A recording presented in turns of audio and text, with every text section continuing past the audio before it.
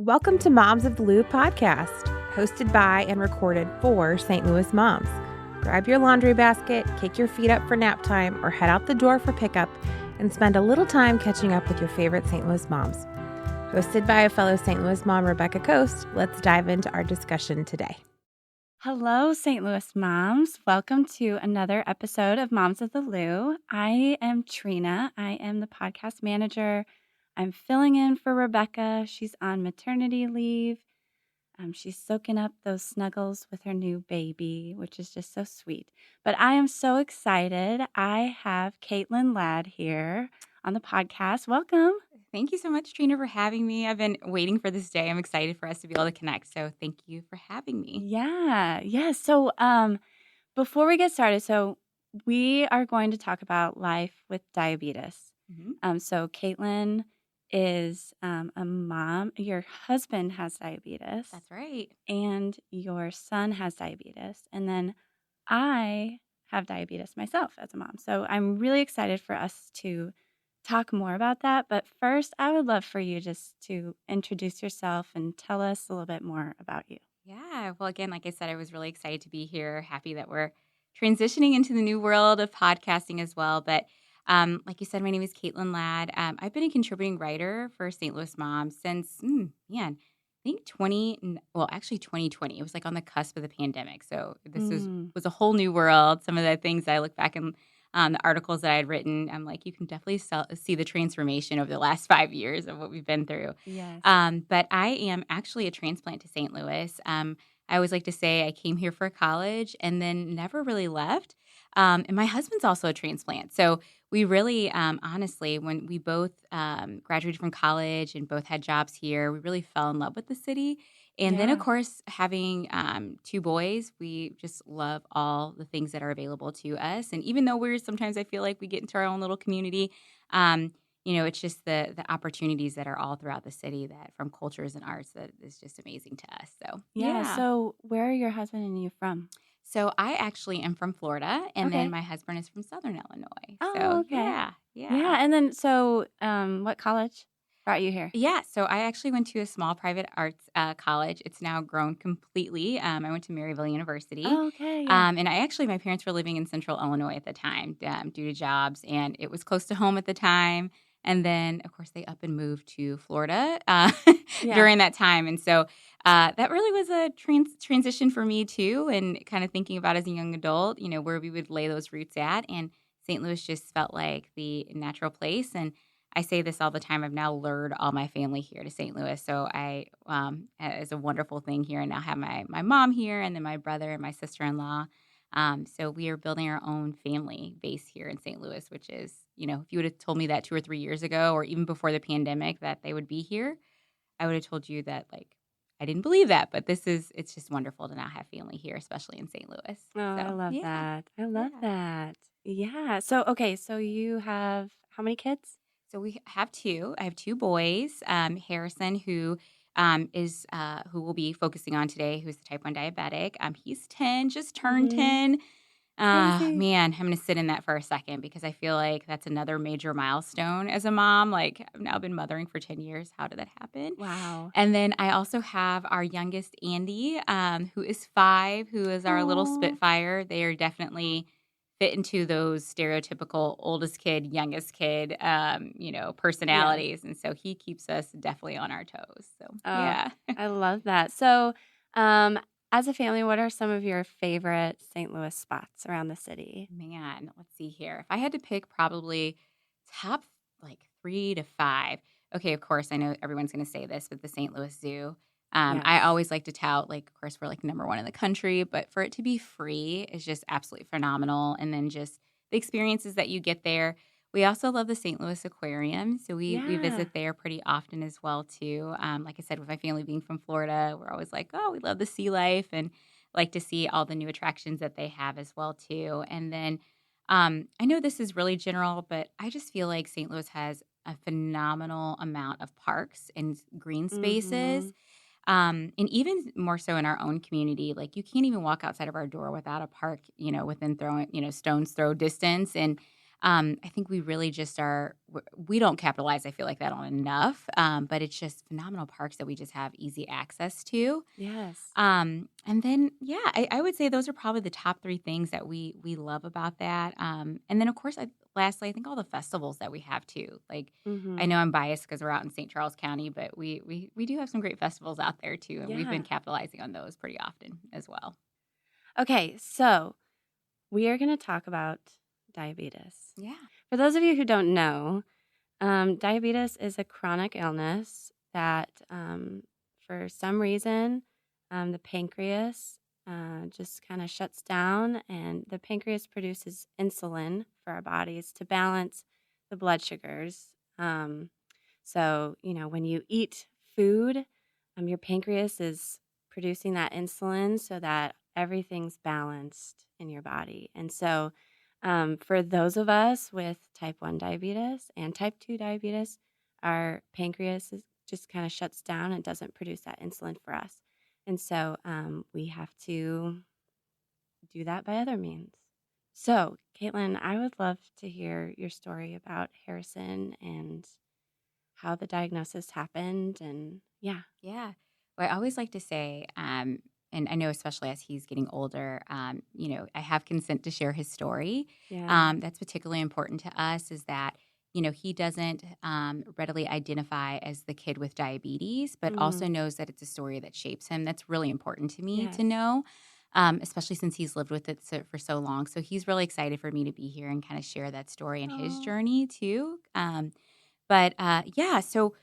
I always want to mention or start our story with noting, with my husband being diagnosed as a type 1 diabetic, he was actually diagnosed when he was 17, and he actually was misdiagnosed for a couple of years. He had gone for 2 to 3 years, I believe, thinking that he was type 2 until he had actually changed healthcare providers after going into diabetic ketoacidosis. For those who are not aware of that, that is when your blood sugars are extremely high levels abnormal levels outside of what you would typically see, and you're typically hospitalized for those. And so he had gone through 2 or 3 stints of that, and we're like, okay, something's just not matching up here.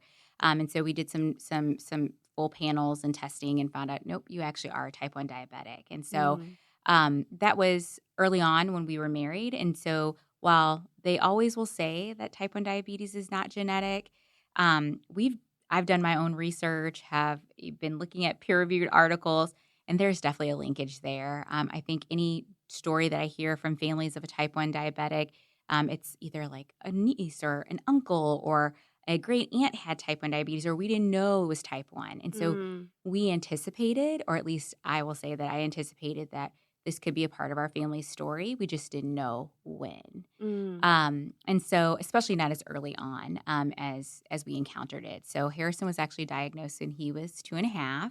Yeah. I know when we talked earlier, you mentioned that you were diagnosed at 3. And so I'm going to be very curious to hear about your story and growth there as well, too. But we actually found out he was diagnosed in a roundabout way. He had leading into, and I would like to note, he was diagnosed in February of 2017, which plays a significant part in this because he had gone through basically weeks of classroom parties of sweets and chocolates and celebratory things. Yeah. And that really, I think, kicked off us noticing some things that were a little off there. But leading into that diagnosis, we were going through potty training. And so, but he also was going through cold and flu season. And I could probably tell you our pediatrician probably was like, saw us every other week because it was like ear infection, cold, flu, strep. Oh, wow. And I just was like at a point where I was like, my goodness, like he is so sick. And my parents visited us that Christmas of 2016, and Harrison was just so lethargic. And my mom was like, Caitlin, like he's really sleepy. She's like, is he going through maybe a growth spurt? I was like, I think he is because none of his pants are fitting well. I was thinking, okay, we're going to go through another height or weight gain or something like that. And it wasn't until that January where he started bedwetting. And we kept thinking, okay, well, maybe it's the potty training. He's just regressing. We had moved him into his big boy bed. But then, like I said, if you fast forward to February, his daycare provider, she actually, Miss Megan, I will shout you out to the bitter end. I feel like she's an angel on this earth. She kept us so close to how he was feeling. And she called me one day at work and she said, "Hey, I know I normally don't call like this, but Harrison has been very hard to wake from nap and I'm concerned." And it was immediately when I heard her say that, I'm getting chills just saying it right now.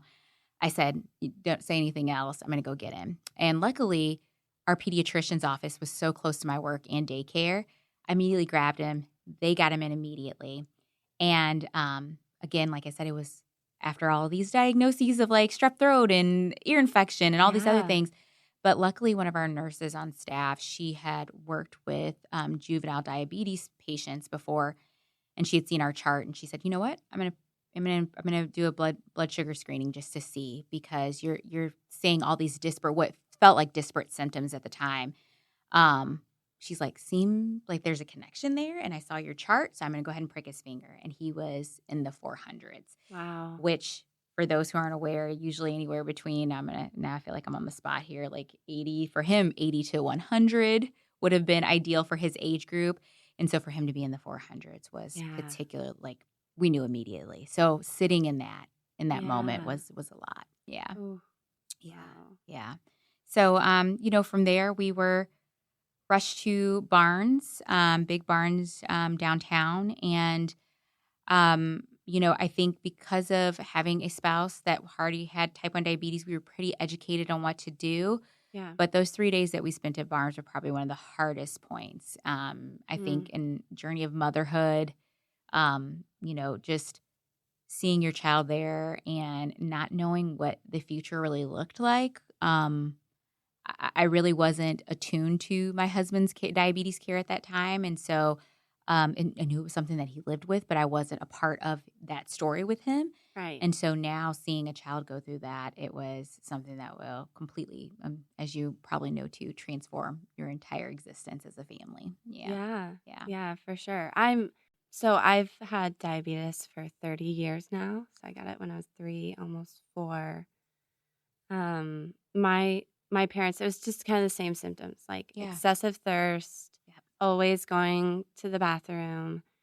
There was one night where I was just really, really sick, and my parents called the ambulance, and I remember the ambulance lights. Like I remember, I can still remember them, thinking about it, but I was in a coma for 24 hours. Oh my goodness. When I was in the hospital, and they were like, "It's type 1 diabetes," and that's how it started. But this season in motherhood, I'm my oldest son is 3, almost 4, and so it makes me really sentimental thinking about my mom and what she was going through. Like it totally changes your world. It totally changes your It world. does. Yeah. And I look back on it now, and if I could share any advice with any mothers who are going through any new diagnosis for your children, is to really prioritize your mental health. I did not during that time. And I look back on it now and I'm like, Caitlin, you were so sad. And you were you were just in a survival mode, which I know that I work best in my personality. It's like, if we're going to be a type 1 diabetes family, we're going to be the best family out here. I'm going to research. I'm going to do this. I'm going to do that. And in throwing myself into that research and throwing myself into advocacy and throwing myself into that, I didn't have time to sit with it and realize, like, man, I'm grieving his childhood and the things that he cannot do. And I will share that now, looking back on that mom, and if I could tell her where we're at now that Harrison is 10, like things are going to be okay, but you just don't know that during that time. So it definitely, like you said, is a new journey and something that needs to be recognized as a grief process too for the mother at hand. Yes. Yeah. And it is not your fault. Yeah. It's not your fault. Man. Mom, if you're listening, it's not your fault. Oh, you know? Yeah. I will say I beat myself up about it. And people mean well, but they often will ask you questions about like, okay, well, were you breastfeeding? Were you doing this? Were you doing this? I will tell you this. I was almost full on crunchy mom. Like I was breastfed until like we had to supplement, making my own baby food from scratch, all the things that I thought were all the right things to do. And what I want to share then is, like you said, it's not your fault. There's nothing that you could have done differently. Yeah. Type 1 diabetes is almost like it's a time clock. When the pancreas is done, it's done, and there's nothing that you can do to intercede that. So, yeah. Yeah. So tell us a little bit about like your life with managing the Yeah. blood sugars for Harrison. Like, what does it look like It for is you? constant. Yes. It is 24/7. Mm-hmm. So we'll split this into the mental perspective and versus operational. So Yes. operational piece is definitely all the time. Whether it is ensuring that we have diligently packed lunches, wrote carb counts, communicated ahead of time to his school nurse, whether we have looked at the lunch schedule ahead of time, know or anticipating any changes in schedule, like are they going on a field trip? Would there possibly be a delay in lunch because of some sort of specials class that they have? So and we always are, especially now that he's playing sports, we are consistently making sure that we are packed, but not just packed, but overpacked. So he wears a sling or almost like a fanny pack that he can be a little bit more autonomous with. Mm-hmm. But making sure all those supplies are at the ready in case we have a pump failure, in case we have a Dexcom failure. Because while technology is great, it's not foolproof. Right. And we've been in situations where, for example, we went to Jamaica and we had him go through 3 insulin pump reception sites because of pool. So we just decided, my Yes. husband and said, you know what, we're going to go without it. Let him be pump free during the time here. But then the balance of that is going to manual shots, as you know. And then the mental piece of it, it can be an anxiety ridden disease. And I think we're at a point now that I can even see it with him too, that while we try to maintain as much normalcy as possible, it weighs on a child when they're consistently. I feel like has had to mature more than many of his classmates have because he is managing and having to be accountable for, yes, I ate this. No, I didn't eat this. I feel low. I need to sit down. Like he's constantly having to do that mental gymnastics. And even as his mother, and even like I said, with his dad managing it as well too, the mental gymnastics of just ensuring safety and wellness at all times can be a lot. Yeah. Yeah. Yeah. So for our listeners, so the reason why you need to balance the blood sugars is because we've talked about the high blood sugars. Mhm. I don't know how to say it. It's just like to me, it feels like dehydration, and like I get this pit in my stomach, but it can lead to going into ketoacidosis state, going into a coma. Um, Low blood sugars Mhm. are scary because they make me feel like kind of like shaky and Yeah. like you can faint. Yeah. You can pass out, Mhm. basically.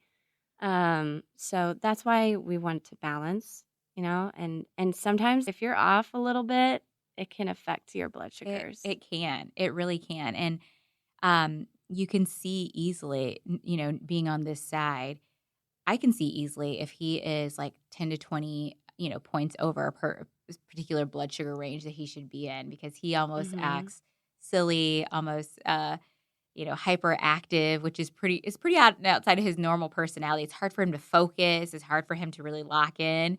And so, yeah, like you said, it is a balancing act every single day. And for listeners, your blood sugar, just for someone who doesn't have diabetes, can range and differ based upon what you eat every day. And so it's hard. It's hard to manage because no day looks the same. And Mm-hmm. as our endocrinologist will tell us, you are almost the subject matter experts in this because, certain foods will affect him and certain foods will not Yeah. as highly. So we're always trying to figure out, okay, how do we best manage this but also don't take away his normalcy as a child too. Yes. So, yeah. Yes. For real. I don't know. This season of life, I don't really talk about my diabetes Mhm. that much. Like it's just kind of like, oh, my blood sugar's low. Sorry, I'm diabetic. Yeah. Like Yeah. it's just like an afterthought kind Mhm. of. But I've kind of realized like, no, this is not who I am, but it's an important part of Yeah. who I am. Yeah. And so that's why like lately I grew up in a small town, so I did not have like a diabetic community. Yeah. You know what I mean? And so I guess in this season of life, I'm just like, I should really connect with other diabetics. We need like to. We definitely do we because need each other. we do. And I think what's important is families who are going through new diagnosis. As I shared earlier, and it probably is a personality thing too, but I'm like, the unknown scares me. And if I can't visualize it, then I don't know what we're up against. And so the best thing that I was able to do is join our JDRF community and find other moms. I hope Melinda is listening. Melinda is a phenomenal mom who I owe my complete heart to, because I actually had went out into a mom's group on Facebook like a week after Harrison was diagnosed and was like, hey, my son was diagnosed with type 1. We're in St. Louis. I don't know where to turn. I'm scared. And a friend of hers immediately was like, you need to talk to Melinda. She is very coordinated and connected in JDRF, and her son is about 5 years older than Harrison, and they just completely loved on us and adopted us. And she made me feel like, you can do this, and you've got this, and I know you are scared, and I know that it is anxiety ridden, but she's like, the story that you're going to be able to tell after this fact is going to transform your family and make you stronger as well too. So we need people. We need adults with type 1 who can share, like, I have this beautiful family and I have this full life. And, you don't have to let the diagnosis encumber the things in your future that you think you can have. Yeah. Yes. Yeah. You can still have your dreams. Yeah. Yes. You definitely can. Yeah. Oh, wow. Okay. I feel like we could talk forever. We should actually, after this, we should get coffee and talk more about it. Should. But November is Diabetes Awareness Month. And so, T1D families out there, we love you. Also, if you know a family with type 1 diabetes, just, say hi or just give us a word of encouragement. But, sure. Caitlin, thank you so much for being on the podcast. Yes. This is so helpful for our families, and I'm so glad that I got to meet you. I know. Well, thank you so much for having me. It's been great. And again, just recognize those signs and be supportive of those in your community or families that you know with type 1 diabetes. So, thank you. All right, Moms of the Lou. We'll catch you next time for our next episode. Thanks for listening to Moms of the Lou. We hope it encouraged you and put a pep in your step and helped you get to know our community a little bit better. Be sure to find us on Instagram, st.louis_mom. You can find us on Facebook, St. Louis Mom. You can find us on our website, www.stlouismom.com. In case nobody else tells you today, you're a great mom and you're doing a great job. Chat with you next time.